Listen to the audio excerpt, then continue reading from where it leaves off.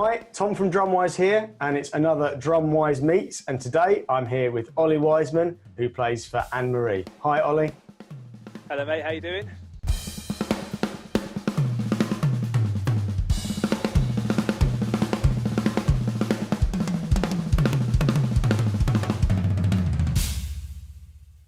What equipment are you currently using? I am using, in fact, some of it is sat behind me right now. I've got a mixture of Natal drums. So I've got Natal Originals Walnut Series kit, various different snares, and Roland Electronics, which is consisted of Roland TM6 Pro, SPDSX. I also use TD50 as well for certain projects.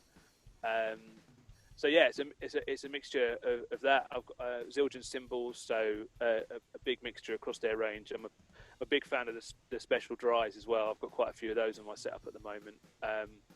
So yeah, I mean, things change depending on what project and what sound people want. But in essence, it's Zildjian, obviously Remo drum heads, Natal drums, Roland Electronics. So at what age did you start drumming, and what music inspired you? Okay, so I started drumming at the age of 14. Before that, I'd been playing other instruments, piano, saxophone, flute, those sort of things. But what drew me to drumming was getting into bands. I mean, my stepbrother, I remember he used to run me off tapes of things like Nirvana's Nevermind album and things like that, and that got me into drumming straight away. And yeah, straight away sort of got into drums and tried to get myself into sort of punk bands, rock bands, ska bands, that sort of thing. And yeah, just tried to get involved as much as possible at school, really. Really tough question. Who would you say is your all-time favourite drummer?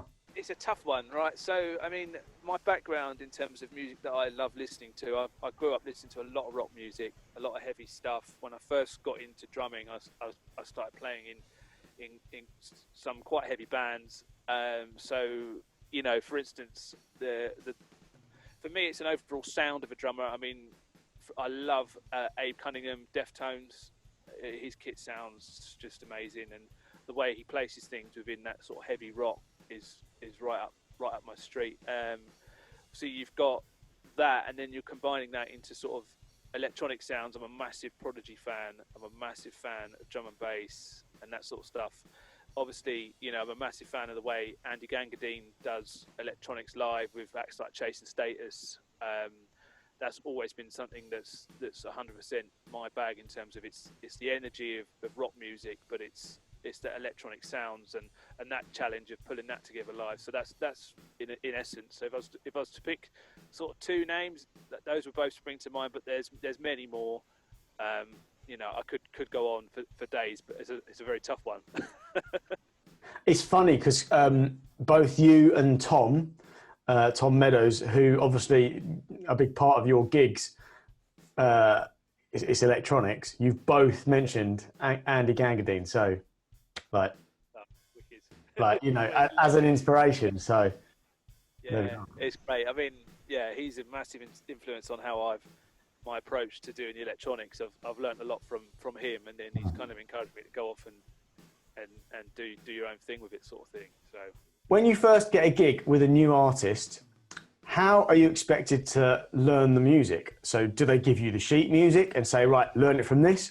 Or are you sent the audio files of the songs, or do you just go on Spotify and listen to the tracks? Okay, yeah, that's a good question. So in my experience of learning gigs and, you know, getting the call for doing work, is I've never been sent any sheet music to anything. And normally it's represented sort of two challenges, really. Well, number one is learning the structure to the song. So a lot of the time that might be, you know, I always try, if I know I've got, you know, the chance of some work or some work coming up with an artist, I'll do my homework. So I'll go on Spotify and I'll learn, you know, album versions of songs, and I'll get my head around the songs and how they sound and those structures, with the view that they probably will change when we go into rehearsals. But if I've got more of a knowledge of that and I know how to play, you know, for instance, this song, track 5 on that album sounds is this groove, you know, then you're kind of halfway there, which means you have to do less work in rehearsals, and you're able to sort of adapt to new structures and changes much more quickly. The second challenge is the sound of the tracks and how I'm going to make that happen. So that will, very much determine what kit choice I will take, what cymbal choice, and electronics. Electronics is a massive challenge with that, because it's how am I going to get those sounds from the record to transfer to live. And if it's a heavily electronic thing, you need to start working with the MD, looking at the stems, looking at things, and work out your way of doing it. So in answer to your question about music, sheet music, I've never had sheet music as an answer, but I've always, it's all been about sort of learning and listening and embedding it that way for me. I imagine that the Anne Marie show is fairly electronic heavy, like there's quite a lot of electronics going on. So how do you go about preparing samples and sounds for a show like that? So, if there's a certain snare sound that you need, an electronic snare sound or a kick sound, how do you get that sound? So, in some circumstances, I'll give you two examples. That might be that there's a new song coming in, or something that isn't fit. Well, it is finished, but we don't have access to those sounds. So that challenge means that we have to listen to the record and go, okay, well, that snare sounds like that. And from my experience of how this is going to translate, if I put this snare, a 909 snare with a clap underneath it or something like that, we're going to get somewhere close, and we'll look at the tuning it, and we'll actually build a sample either within the module, or import it in and then tweak it within the module. Or the other side of it is we've got access to sounds and stems, so we can chop those out and we can use those. But even then, that can present a challenge, because you might find that on a record a snare drum sounds great, and the same can apply to acoustic snares as well. And you transfer it into the live situation and it's not cutting, and that's because there's a lot of parameters that are not on a record that are live. So then you have to sort of change, and it gets easier the more we do it, because you start learning what works and what doesn't, and something that sounds fat on a record sometimes doesn't sound fat on a PA. So yeah, it's a challenge, but I really, really enjoy it. And the way I approach electronics is very similar to the way I would make acoustic kit choices. It's a different palette of sounds, and that's what I always try and work with. It's an extension of the instrument, and it's sounds that you can't create on an acoustic kit, but you can still use the same sort of methods in order to get something that works. While we're talking about electronics and stuff, just going on to backing track, click track, whatever you want to refer to it as. So I guess quite a big part of what you do at the moment is playing along to some kind of track. And then obviously that then means that you, as a drummer, have to be okay with playing to a click. And the reason I ask this is because quite a lot of students that we come across aren't into playing with a click, and they just don't get it, and they just don't see the importance of it, but yet they want to succeed as a drummer, but they haven't seen the end goal, Yeah. Well, yeah, I mean, for me, playing with a click is to the point that it's 95% of all gigs I do are to click. So it's really important. And also, when you're listening to a record now and how it's produced, and this can go the same across, I'm not just talking about electronic dance music, I'm talking about rock, I'm talking about metal. All the stuff now, we're so used to, modern day production is all, so on the money. It's all edited, it's all to click. When you go and record, let's say, of a metal band or something, you've got to play to click, and then things are moved around, and you're using samples and stuff in there as well. So our ears are so tuned to hearing stuff in that way that as a drummer it's so important to have that down.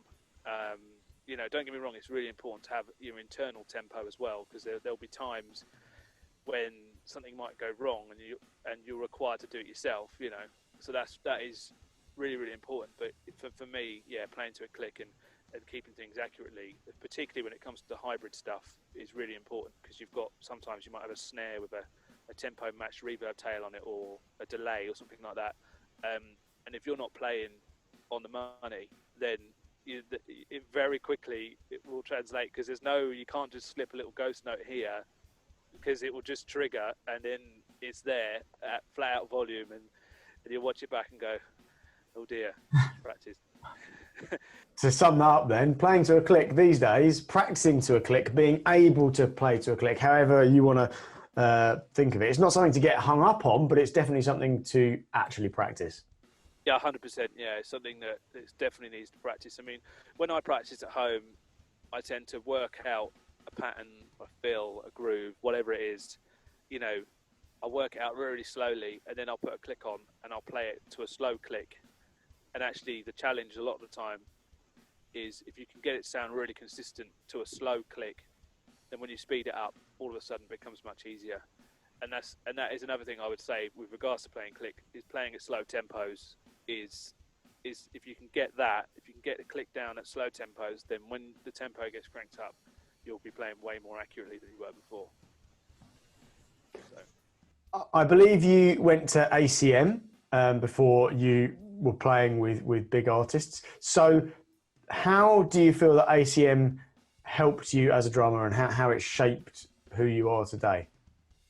Yeah, ACM played a massive influence of where my sort of drumming career has taken to me today. And one thing I'll never forget is that in those environments, you're in a position where you can play drums all of the time, and there's lots of opportunities for getting yourself into like live playing situations. Whether that's college lectures or it's gigs that happen outside of ACM. And one thing the tutors always encouraged me to do was to go and do as much of that as possible. So I did, and I tried to get myself in as many bands as possible, and try and play as many different styles as possible. Music that I wouldn't choose to listen to, but I thought, well, it's a challenge, and it was that sort of grounding that really, really helped. Not only with regards to meeting people that you end up working with, because you will, and they said that to me, these people in this room, you'll find that you're working with these guys for the next 20 years. 100% true. There's lots of people that we're still all doing gigs together. Everyone's working in different avenues of the industry, but you'll find that your paths cross all of the time. And yeah, just a grounding in terms of getting out there and doing as many gigs as possible. And for me, I that was what I got most out of being at ACM. What makes a good drummer who plays for multiple artists? There's a few things in there. Obviously, versatility is one of them. It's important to sort of have styles that, everyone's going to have a style of drumming that they like playing the most, or they just, listen to that type of music. And that's cool. But it's also being able to apply, your skills into different styles and play those, consistently and convictingly as well. I think that, socially as well, when you're on the road, you're spending 80% of your time with people and 20% of your time actually playing drums and being on stage. So it's important to respect that, and to not be too bold, I guess. Just to sort of, just be easy to get along with at the end of the day. I think you're spending a long time on the road, and it doesn't matter, you know what it's like. In fact, you can probably use this lockdown now as a, everyone's spending a lot of time at home with their families, and it's important sometimes just to respect that people need a bit of space and things like that. And just be a nice guy, be on time, don't be late. If you're late, you start getting a bad reputation. At the end of the day, you can be the best drummer in the world, but if you keep missing sound checks, people are going to start not wanting to book you. So that's another big thing. Be on time, play in time, be a nice guy, and have great fun doing it, basically. What a summary. Look at that. You could write a book on that, like the four things that you need to be a pro drummer. It'd be a very short book, but... Be on time, play in time, be a nice guy, don't turn up pissed. And number 5, don't do drugs, kids. I mean, the way I see it is, it's kind of like, we're just tradesmen, really. It's just Yeah. the trade. You know what I mean?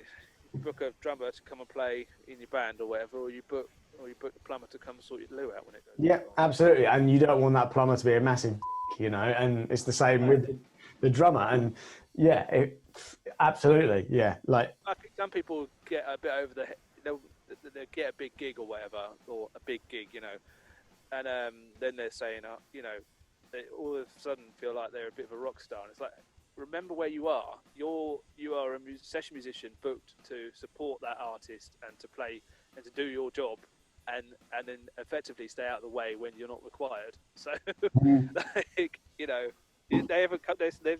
Those people haven't paid that money to watch you personally. So. what? Yeah, as drummers, we're just at the back. If we're lucky, we'll be at the side. At the back, at the side. Yeah, and if we're not lucky, we'll be under the stage. Yeah. So I've got the most important question for you now of this whole interview. We've had some really, really good answers on this so far. What is your favourite biscuit? Favourite biscuit? Yep. See, this is almost as hard as favourite drummer. Do you know what? Favourite biscuit? It's got to be chocolate hobnob.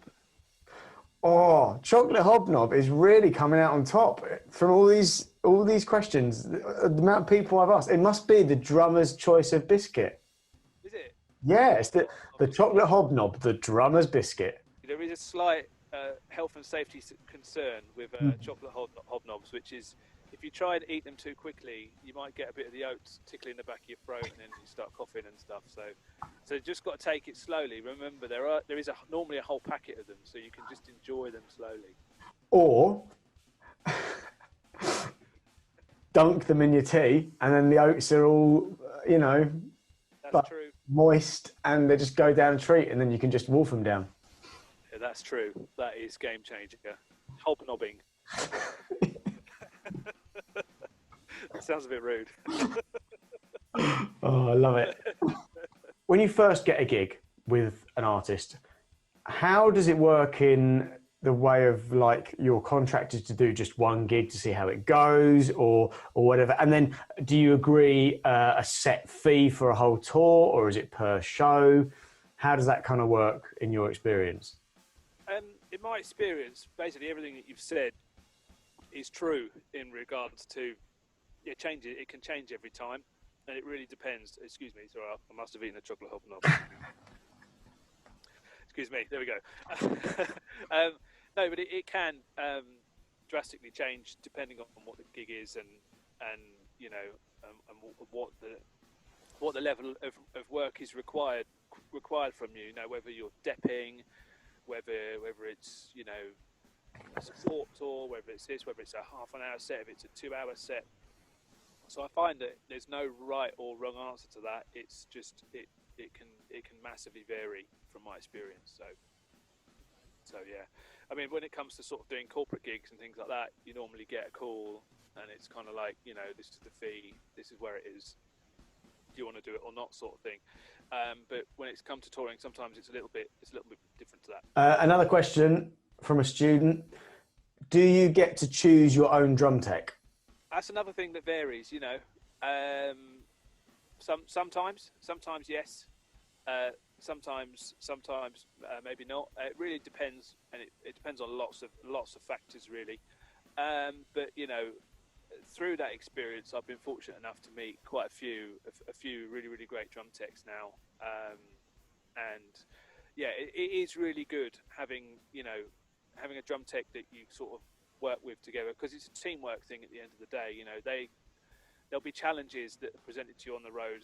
For instance, the kit that's behind me, I mean, I'd love to be able to play that kit everywhere, but sometimes you might find that you're on a gig that you've got to fly 4 hours to get to, or 5 hours or whatever, and then the next day you're playing your kit in the UK, and logistically it's never going to work out. So, you know, I mean, thanks to the guys in Natal, Zildjian, you know, Remo and Roland, the support I've had, you know, on this journey from them has been amazing. So it is fairly consistent, but still, as the drum tech will have challenges that will need to be overcome, you know, and that level of, you know, working relationship is really important, because at the end of the day, you know, they'll start second guessing what you want, and together you're both going to achieve better results.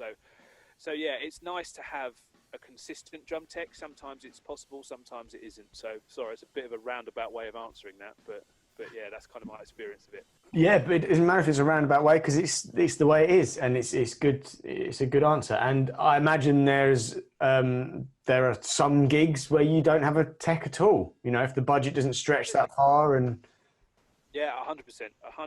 You know, it's really important, and that's another thing I'd say to drummers as well. You should, with regards to your setup, you should know your own setup. So, you know, you might find yourself in a position where that responsibility is taken away from you.